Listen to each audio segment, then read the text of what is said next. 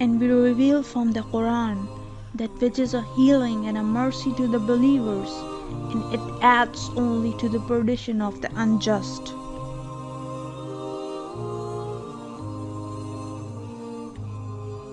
And we have not revealed to you the book except that you may make clear to them that about which they differ, and a guidance and a mercy for people who believe.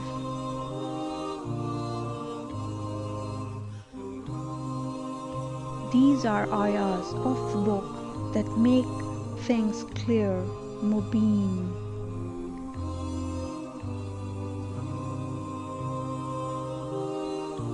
These are only a few examples of how Allah the Exalted sees the benefits of this magnificent book, a book of guidance.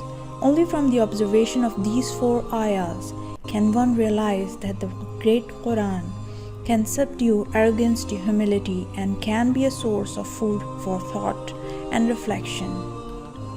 This very important point has been repeated throughout the glorious Quran. It is the fountain of blessing, mercy, and healing for the heart. It is a book of guidance for all people and for all times, and finally, the criterion that distinguishes right from the wrong.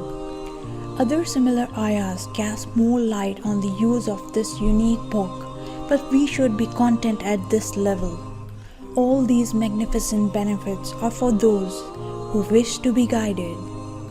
For those who insist on prejudice and arrogance regarding the Wahy of Allah, the Exalted, this holy book can cause nothing but perdition. Then what does the glorious Quran clarify? The noble Quran clarifies a great number of subjects. In fact, not all the Quranic revelations have been understood as yet. But as time goes by, theological, intellectual, scientific, and historical evidence contributes to a better understanding of these revelations by mankind. The following points are just a few examples. The oneness of God, the Exalted, and His divine system, Tawheed. The above ayah clearly confirms that Islam as a concept existed from the early days of the Deen of Allah, the Exalted, but it took centuries before this concept finally culminated as a religion by His will through Muhammad sallallahu alaihi wasallam, and the most appropriate name, Islam, was explicitly selected by Almighty Allah for His Deen.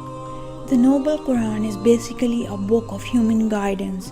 Allah, the Omnipotent, powerful and influential, shows us in this practical book how He wants us to live. After all, He as the creator of the entire universe, including mankind, knows best what is ultimately good and what is ultimately bad for us. Today's plight of mankind is the very heart of this issue. For a few centuries, mankind had been deceived into believing that it knew better what was good and what was bad for it, and it lived a life of its own with very little regard for the wishes of Allah, the Exalted. Then it found out all sorts of miseries such as AIDS, drugs, high rates of crime, divorce, and violence in a world where economic, racial, and political slavery prevail. An important part of the great Quran forms a comprehensive foundation on which sound systems of social justice, politics, economics, legislation, jurisprudence, world order, global responsibilities towards nature, and so forth can be constructed.